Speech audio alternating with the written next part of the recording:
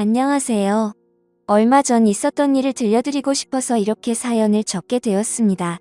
지금부터 제 사연을 시작할게요. 저는 현재 서울에서 주택에 거주하고 있으며 집에 가기 전에 슈퍼에서 담배를 사러 갔습니다. 그런데 저를 뒤따라서 한 아가씨가 물건을 사러 들어오더라고요. 그 순간 저는 심장이 멎는 줄 알았습니다. 그 여자는 미모가 아름다운 분이었는데 연예인인가 이렇게 생각했어요. 무표정한 표정으로 슈퍼에 들어오셨고 검은색 머리가 거의 허리까지 가지런하게 내려와 있었습니다. 흰색 스타킹을 신었는데도 늘씬한 다리에 검정 힐을 신으니 더 길어 보이더라고요.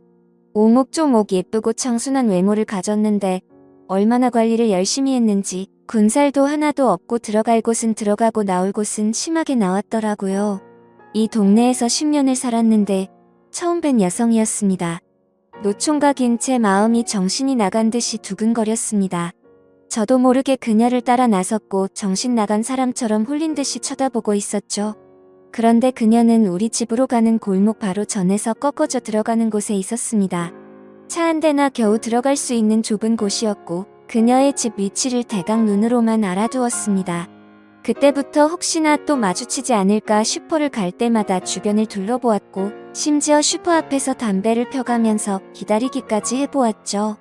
매일 슈퍼에서 이것저것 골라보면서 그녀를 기다려봤는데 레버너탕을 쳤습니다. 그때부터는 이 동네에 사는 사람이 아닌가 싶더라고요.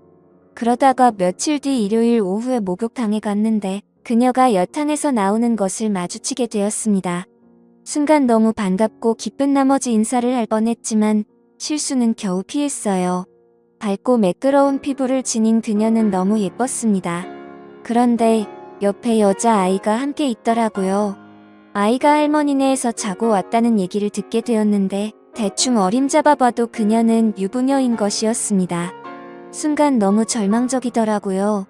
기분이 안 좋아서 남탕에 들어가서 대충 샤워만 하고 집에 와서 여자복도 없다고 신세한탄을 하며 이불킥을 했습니다. 하긴 저렇게 예쁜데 어떤 남자가 내버려 둘 수 있을까라고 생각했지만 아이가 있는 유부녀라는 걸 알고 그녀를 잊으려고 노력했습니다. 저는 여론조사 사업을 하고 있었는데 운이 좋게도 사업이 승승장구를 했고 공공기관이나 대기업에서 인정해줄 만큼 경력과 노하우가 쌓인 회사였죠. 저희 회사에는 여성들이 꽤 많이 있었는데 노총각인 사장이 괜히 찝쩍거린다는 이야기가 직원들 사이에 말이 나올까봐 매사에 행동을 조심하고 있었습니다. 그렇게 몇 달이 지났을까 정말 말도 안 되는 일이 벌어지고 말았죠. 어느 날 사무실을 지나가다가 낯익은 얼굴이 보였습니다. 네, 여러분들이 생각하듯이 바로 집 앞 슈퍼에서 봤던 제 이상형이었던 그녀였습니다. 그녀는 우리 회사에 근무하고 있던 걸 보고 정말 깜짝 놀랐죠. 그래서 3일 전 신규 공채를 했는데 그때 입사를 한 건가 싶어서 그녀의 인사 서류를 확인하게 되었습니다. 그녀는 33살이었고 저보다 2살이 많더라고요. 하지만 배우자란 애는 공란이었고 사회 경험이 없었습니다. 그리고 사학과를 나온 재원이었습니다. 그녀는 남편 없이 아이를 키우는 이혼녀였던 것이었습니다. 순간적으로 남편이 없다는 사실에 소리를 지를 뻔한 걸 겨우 참았습니다. 그날부터 저는 그녀를 볼 수 있다는 생각에 너무 즐거웠고 제 마음은 그녀에게 향하게 되었죠. 그녀와 친해지고 싶었습니다. 저는 회사를 운영하면서 늘 회사 내에서 스캔들을 만들지 말자고 생각했지만 그녀에게 향한 마음은 거스를 수 없는 폭포와 같았습니다. 그녀와 꼭 데이트를 해보고 싶은 욕구가 생겨서 우연을 가장하고 마주치고 싶어서 슈퍼 앞에서 그녀를 기다리고는 했었습니다. 그녀의 퇴근 시간을 알기에 집 앞 슈퍼에서 그녀를 기다리고 있었죠. 아니나 다를까 그녀가 슈퍼에 오지 않고 집으로 가길래 그녀를 뒤쫓아갔습니다. 그리고는 용기를 내서 말을 걸었죠. 안녕하세요. 이 동네 사세요? 리서치 회사에 다니시죠? 하고 물어봤는데 저를 못 알아봤습니다. 내심 조금 서운하더라고요. 아무튼 사무실에서 저를 본 적이 없다고 말하길래 저는 그 회사 사장인데 사장실에서 따로 일하고 있다고 말하자 그녀는 머쓱하게 웃으며 사장님이셨구나라고 말하며 저에게 다가왔습니다.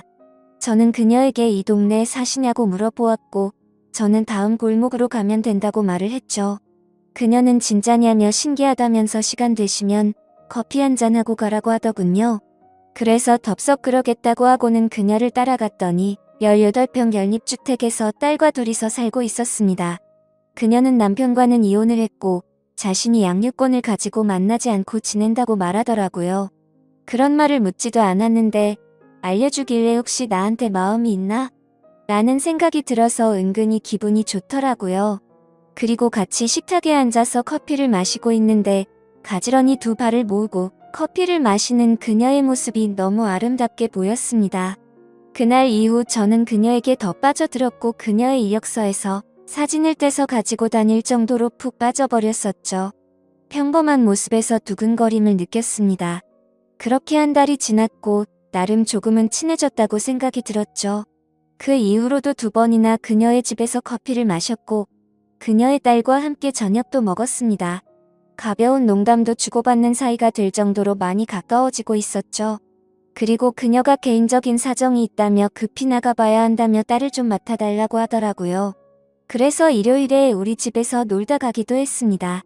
그리고 월요일에 그녀를 마주칠 때면 사장님, 설거지는 바로바로 하라고 했는데 왜 이렇게 게으르세요? 라며 장난치듯 말하더라고요. 그녀의 딸이 엄마에게 제 살림 상태를 일러 바친 것이었습니다.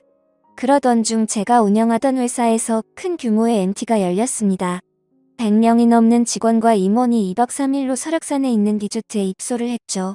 그녀도 물론 함께 가서 둘이서 커피를 한 잔 마시고 있는데 갑자기 아이가 아프다고 연락이 왔다고 하더라고요. 저는 제가 데려다 준다고 말을 했습니다. 다른 직원들은 모두 버스로 왔기에 저는 그녀를 태우고 서울로 출발했습니다. 아슬아슬하게 고개 운전을 하면서 그녀의 집에 도착했고 그녀의 딸이 나오더니 제게 안기더라고요. 그녀나 저나 너무 당황하였지만 아이를 데리고 조용히 안방에 가서 재웠습니다. 저는 아이를 토닥거리며 자장가를 불러서 재워주었고 거실로 나오니 그녀가 괜히 시간을 뺏어서 죄송하다며 술상을 마련해 놓았더라고요. 지금 다시 리조트로 돌아가실 거 아니면 술 한 잔 드시고 가라고 해서 술을 마시겠다고 그녀의 이야기에 대답했습니다. 그러자 그녀는 딸 때문에 갑자기 이렇게 집에까지 데려다주고 자상하게 아이를 재워주셔서 감사하다고 인사를 하더라고요. 그렇게 저는 그녀와 술을 마시기 시작했고 그녀의 얼굴을 바라보니 빨갛게 달아올라 있었고 우리는 새벽까지 술을 마셨습니다. 그녀는 술에 취했는지 자신의 개인적인 이야기까지 하기 시작하더라고요. 알고 보니 아이를 낳은 지 1년도 되지 않아 사고로 남편을 잃었다고 합니다. 거의 5년을 아이만 키우며 지냈다고 하더군요. 그런데 아이가 7살이 되고부터는 저녁까지 학원을 다니게 되어 이 회사에 입사를 한 것이라고 설명했습니다. 아이에게 동생도 만들어주고 싶지만 현실이 너무 벅차서 고민이 많다고 털어놓더라고요. 그래서 저는 그녀에게 그동안 만나온 여성과는 결혼할 기회가 있었지만 다른 문제로 다 어그러졌다고 얘기했습니다. 그녀와 이런저런 얘기를 나누다 보니 술 기운이 올랐습니다. 그녀는 많이 피곤하실 텐데 그냥 주무시고 가라고 하더니 가운데 방에 이부자리를 펴놨으니 주무세요 라고 하더라고요. 그래서 방에 들어가 보니 신혼집에서나 쓰는 이불이 정갈하게 깔려 있었습니다. 그녀는 딸에게 간다고 했고 저는 아쉬운 마음이 컸지만 술에 꽤 많이 취해서 평소대로 속옷만 입고 잠을 잤습니다. 그러다가 잠결에 소변을 보려고 화장실로 갔고 손잡이를 잡자마자 문이 확 열렸습니다. 그러자 그녀는 깜짝 놀라며 자신을 가렸는데 몸매가 훤히 드러나 보이는 잠옷을 입고 있더라고요. 몽롱한 상태에서도 저도 모르게 순간적으로 너무 집중을 했는지 슬로우 모션으로 지나가는 듯 했습니다. 그래서 저도 얼른 미안하다고 말한 뒤 소변을 보고 방에 들어갔지만 도저히 잠이 오지 않더라고요. 신은 존재한다는 확신이 들었습니다. 소리 없이 방문이 열리더니 누군가 이불 속으로 들어오는 것이었습니다. 그러더니 사장님 미안해요. 그리고 어제의 일은 고마웠어요. 라고 하더라고요. 기분 좋은 향수 냄새가 저의 마음을 자극했습니다.